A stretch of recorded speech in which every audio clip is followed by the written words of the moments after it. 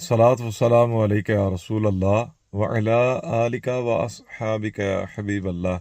अल्लामा सहावी रहमतुल्लाह अलैह फरमाते हैं, क़यामत के दिन उलमाए हदीस जब अल्लाह अज़्ज़ा वजल की बारगाह में हाज़िर होंगे तो उनके हाथों में दवातें होंगी जिनसे वो हदीस लिखते और पढ़ते थे। तो अल्लाह अज़्ज़ा वजल जिब्रील अलैहिस्सलाम से फरमाएगा, क्या जिब्रील इनसे पूछो ये कौन लोग हैं और क्या चाहते हैं।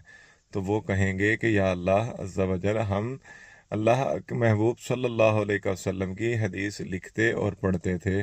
तो अल्लाह अज़्ज़ा वजल इरशाद फरमाएगा कि जाओ जन्नत में दाखिल हो जाओ कि तुम मेरे महबूब सल्लल्लाहु अलैहि वसल्लम पर कसरत से दरूद पाक पढ़ा करते थे। तो इस्लाम भाई को देखा, अल्लाह अज़्ज़ा वजल के महबूब सल्लल्लाहु अलैहि वसल्लम पर दरूद पाक कसरत से पढ़ने के कितने फ़ज़ाइल हैं।